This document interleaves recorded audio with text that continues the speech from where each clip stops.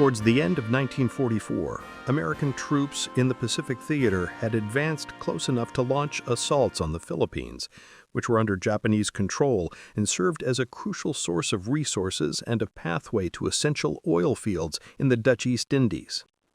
American military leaders, after prolonged discussions, settled on General Douglas MacArthur's strategy to first take the island of Mindanao and then advance to Leyte as the primary targets.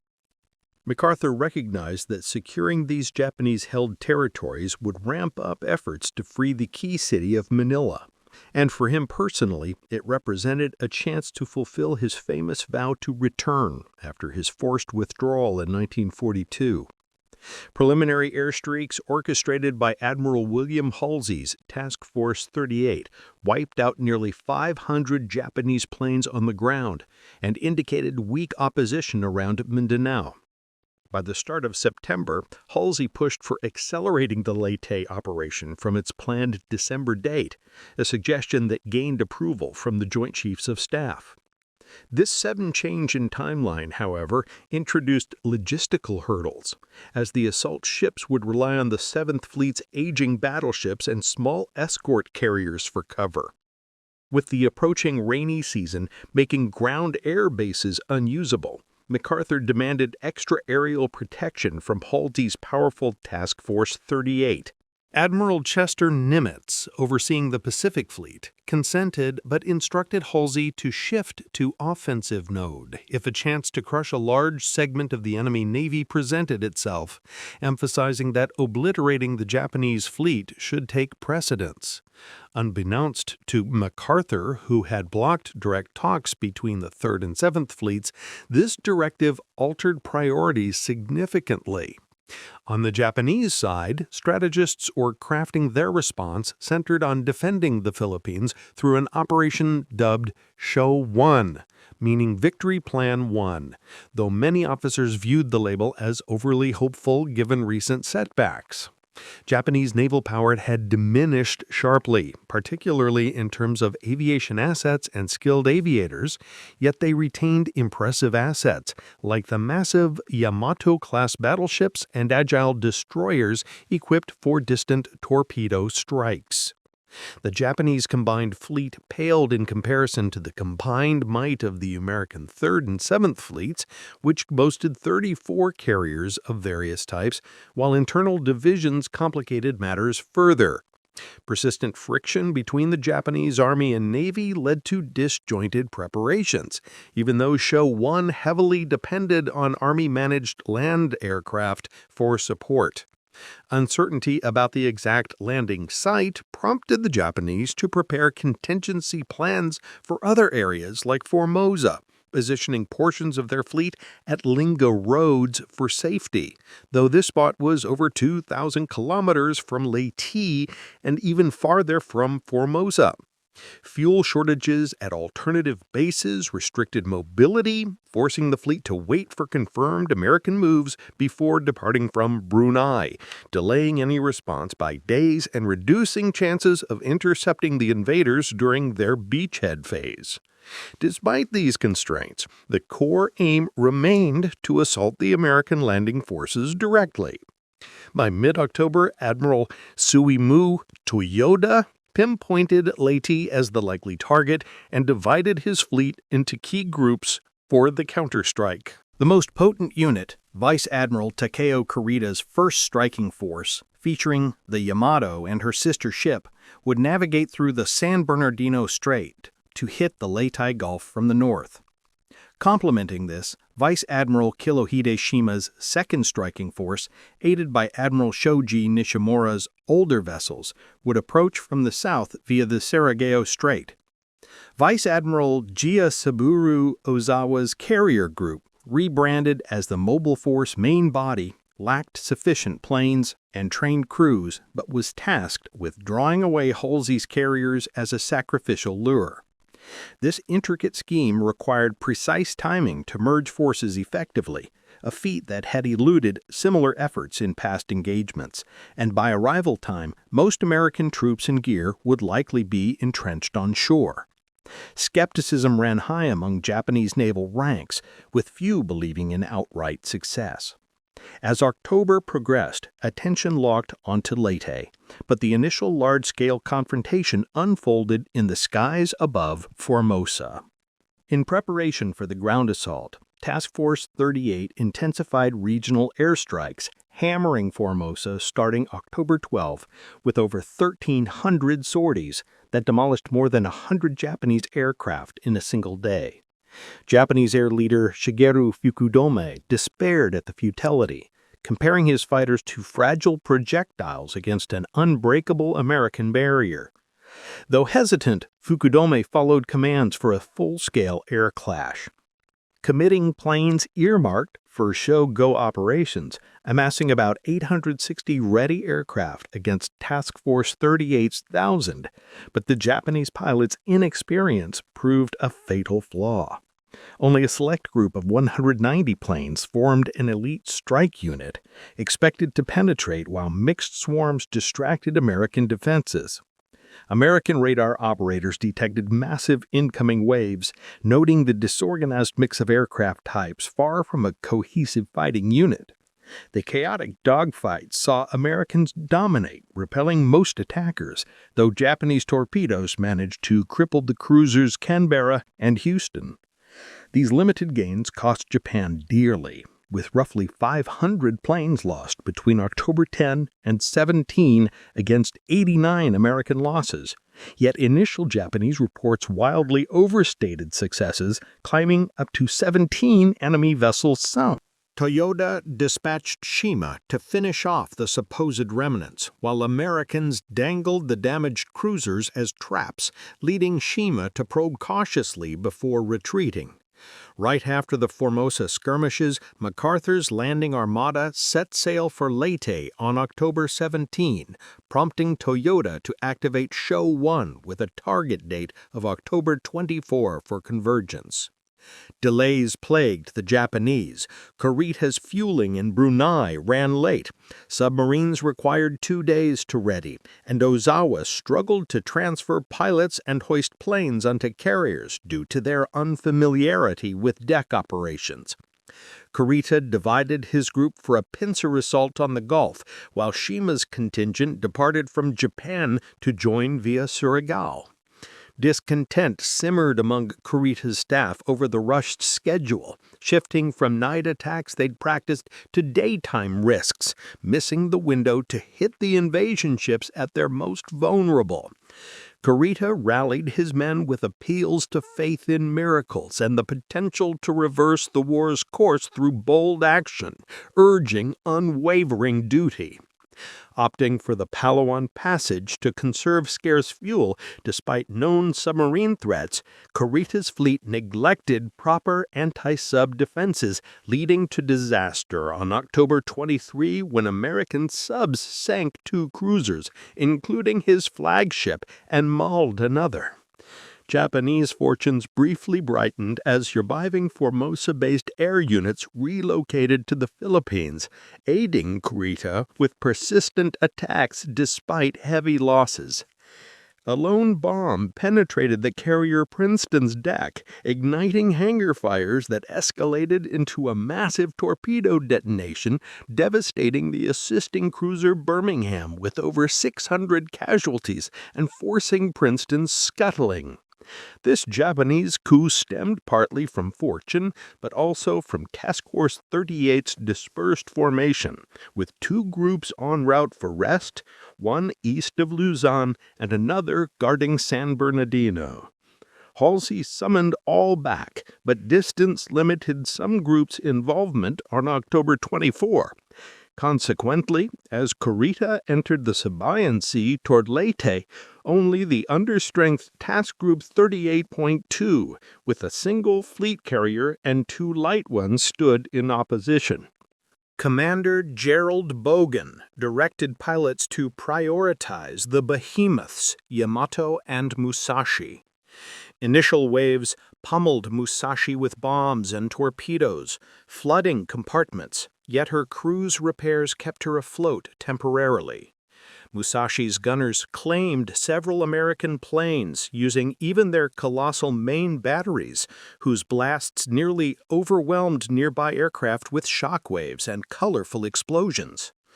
Despite withdrawing westward, Musashi endured relentless assaults, succumbing by evening to at least 16 bombs and 11 torpedoes, taking 1,000 of her 2,400 crew down, never having engaged an enemy ship with her guns.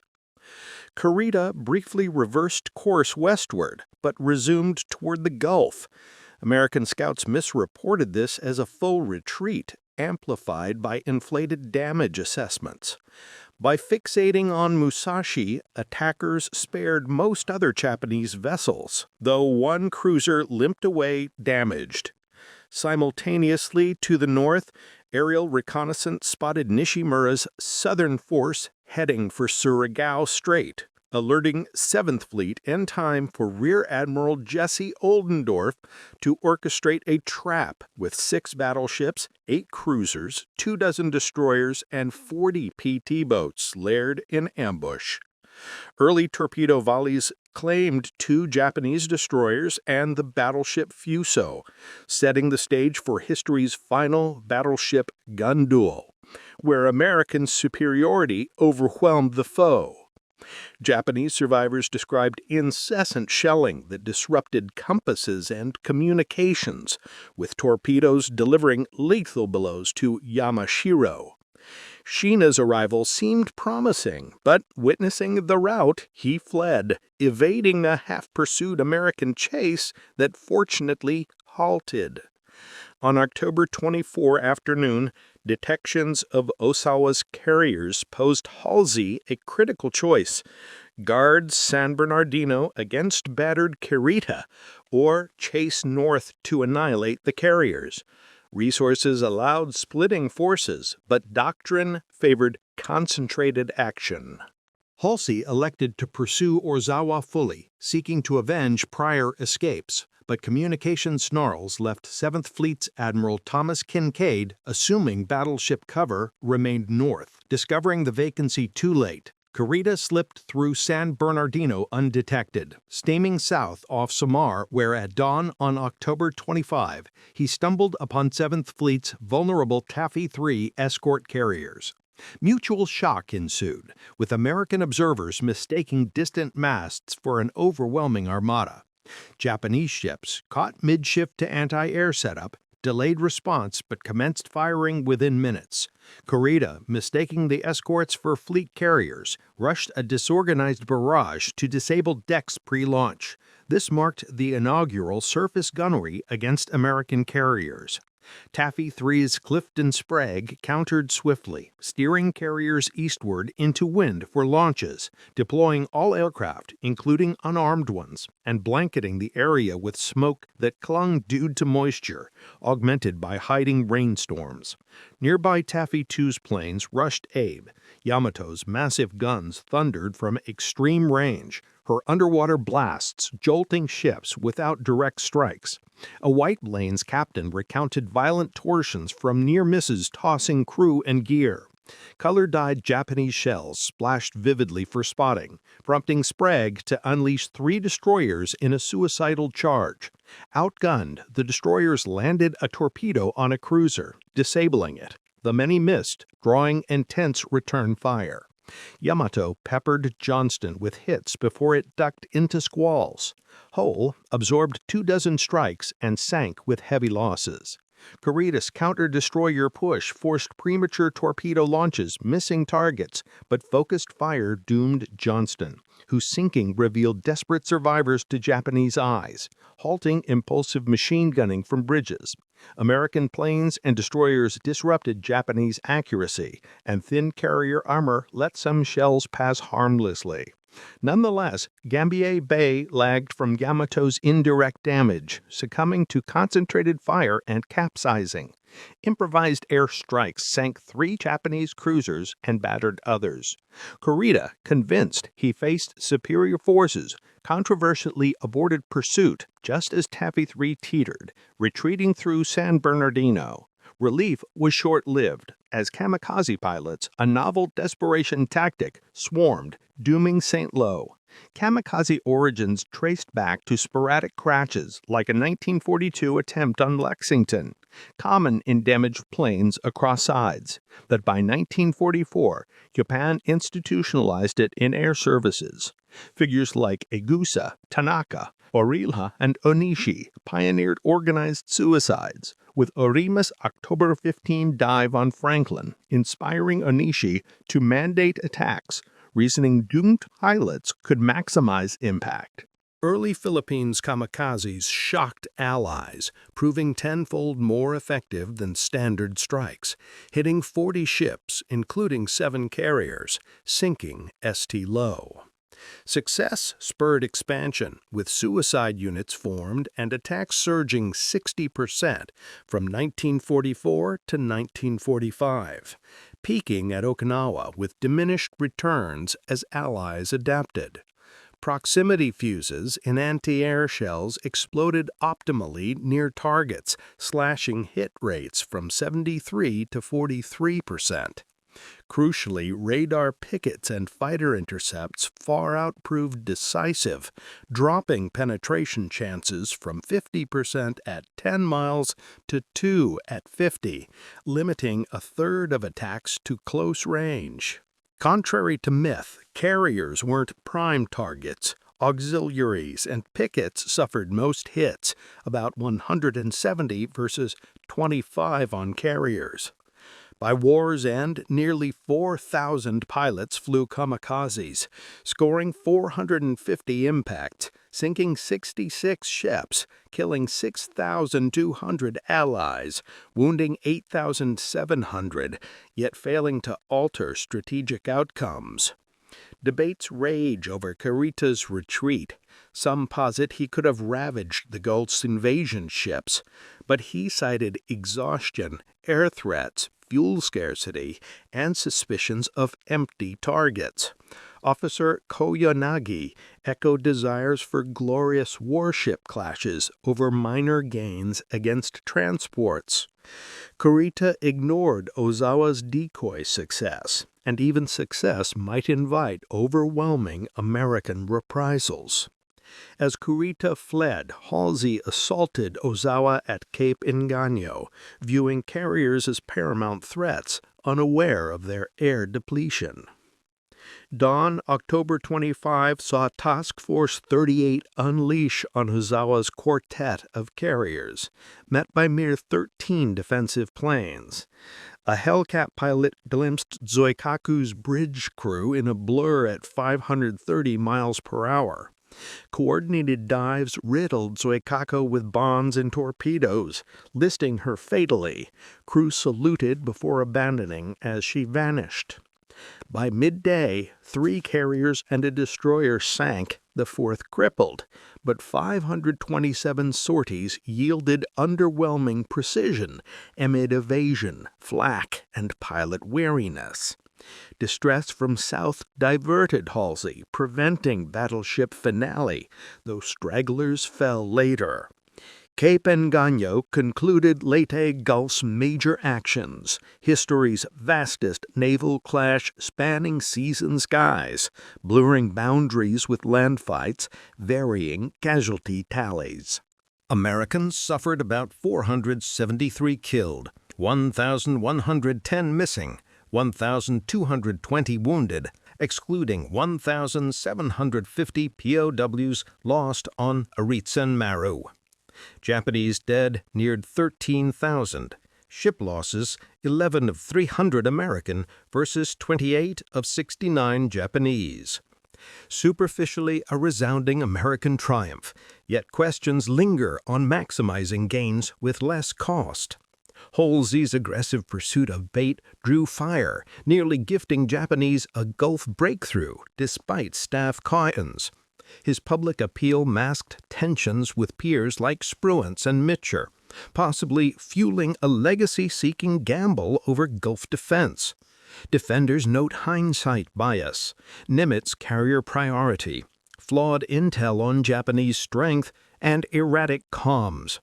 Dual command structure juggling MacArthur and Halsey's ambitions fostered confusion. Ultimately, Leyte Gulf sealed Japanese naval irrelevance as Admiral Ugaki conceded past glories reversed. Pre-battle doubts in Show 1 proved prescient. Late departures forfeited landing disruptions, targeting unworthy prizes for Navy sacrifice. Outdated decisive battle doctrine ignored air power gaps. Kurita's Samar window couldn't sway land outcomes. Naval loss didn't instantly cede the Philippines. MacArthur's ground push to redeem his pledge dragged into grueling, expensive campaigns. As Pacific advances neared Japan, European allies poised for Rhine and Oder crossings, tightening noose on Axis powers. To fully appreciate the strategic context, one must recall the broader Pacific War's evolution, starting from Pearl Harbor's shock that propelled America into global conflict, reshaping naval warfare with carrier dominance over traditional battleships. The Philippines' role as a linchpin dated back to pre-war imperial ambitions, where Japan seized them in 1941-42, displacing MacArthur in a humiliating retreat that fueled his determination. MacArthur, a towering figure with West Point roots and Philippine field marshal experience, viewed liberation as redemption, blending military necessity with personal narrative. Halsey, nicknamed Bull for his bold style, commanded 3rd Fleet with flair. His Task Force 38, a floating air-power juggernaut that had already decimated Japanese aviation in prior raids. Nimitz, the calm strategist from Texas, balanced theater commands from Hawaii, his orders reflecting carrier warfare's ascendancy post-Midway. On the Japanese side, Toyota inherited a fleet shadowed by Yamamoto's Ghost, facing resource starvation and inter-service rivalry that hampered unified action. Kurita, a seasoned cruiser commander, grappled with morale amid inevitable defeat portents. Ozawa, carrier veteran from Pearl to Mariana Turkey Shoot, embraced decoy role knowing his force's impotence without planes. The Formosa air battles often overshadowed crippled Japanese air arms pre-Leyte, with Fukudome's reluctance highlighting pilot quality decline from Elite Zero aces to rushed trainees. American Hellcats and Helldivers, superior in speed and armor, turned skies into killing fields, their radar-directed intercepts foreshadowing kamikaze counters. Submarine ambushes in Palawan exemplified underwater warfare's lethality, Darter and Dacis torpedoes claiming Itago and Maya, forcing Kuritas aboard Yamato amid chaos. Princeton's loss underscored carrier vulnerability to single hits, igniting avgas infernos, Birmingham's aid turning tragic in secondary blasts. Sibuyan Sea's focus on Musashi, the world's largest battleship at 70,000 tons with 18-inch guns capable of hurling shells 25 miles, illustrated American air power's ability to neutralize surface giants, her sinking a symbol of battleship era's end. Surigao's night action revived line of battle tactics, Oldendorf crossing the T for optimal broadsides. PT boats harassment adding to destroyers' torpedo runs that halved Nishimura's force. Halsey's northward dash, dubbed Bull's Run critically, left San Bernardino unguarded, a gamble based on Sibuyan reports overestimating damage. Samar's David vs. Goliath clash saw Taffy 3's tin cans and Jeep carriers defy odds, Johnston's Evans earning posthumous Medal of Honor for fearless charges. Kamikaze's psychological impact beyond physical damage forced Allied tactical shifts.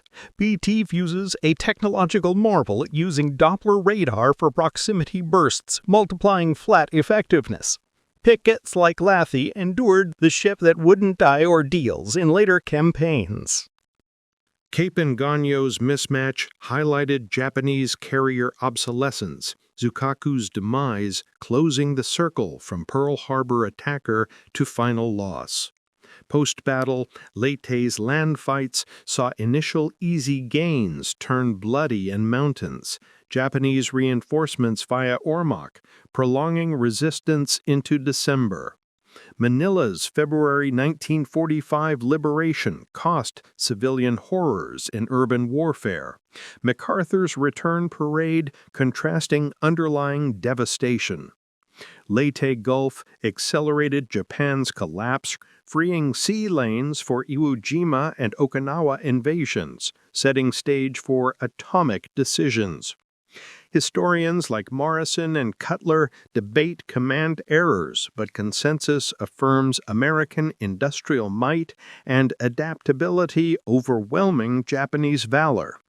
In retrospect, Leyte epitomized total war's scale, from submerged subs to soaring planes, surface duels to suicide dives, a pivotal turn toward Pacific victory. Expanding on naval innovations, radar's integration allowed night fighting advantages at Sarajevo, while code-breaking provided vague warnings but not specifics on Show 1. Ship designs reflected philosophies, American Essex-class carriers mass-produced with vast air wings versus Japanese conversions like Chidose lacking robustness. Crew experiences varied. American sailors benefited from rotation and morale boosters. Japanese faced kamikaze indoctrination, blending Bushido with desperation. Environmental factors, typhoons and monsoons, influenced timing, Halsey's later Typhoon Cobra mishap, echoing Leyte risks. Economic underpinnings saw American oil abundance contrasting Japanese shortages, dictating Kurita's routes. Psychological warfare, MacArthur's propaganda leaflets promising return, boosted Filipino resistance aiding landings. Intelligence failures, underestimating Japanese resolve, narrowly cost Tabby III dearly. Tactical lessons shaped post-war navies, emphasizing air-sea integration. Cultural impacts lingered, Hollywood films like In Harm's Way dramatizing events. Memorials honoring fallen like Musashi's wreck, discovered in 2015. Comparative analyses to Jutland or Trafalgar underscores Leyte's modernity, with aircraft deciding fates. Personal stories abound. Sprague's calm orders, saving carriers. Osawa's resignation to bait role. Strategic ripple effects included accelerating Philippine independence post-war, reshaping Southeast Asia. Environmental scars from sunk ships leaking oil persist today. Veterans' accounts, like Toll's interviews, humanize statistics revealing fear and heroism. Educational value teaches on hubris in command, Halsey's quote defending actions. Legacy as largest battle by tonnage, participants, area covered, remains unmatched. To delve deeper into preliminaries, pre-1944 campaigns like Guadalcanal bled Japanese pilots, setting stage for Leyte mismatches. MacArthur's New Guinea hops bypassed strongholds, conserving forces for Philippines thrust. Halsey's Marianas raids drew out carriers for Philippine sea debacle, depleting Ozawa's air arm further. Japanese A-Go failure prefigured Show 1 flaws. Formosa's role as air hub made it prime for pre-invasion softening. American photo recon mapping defenses.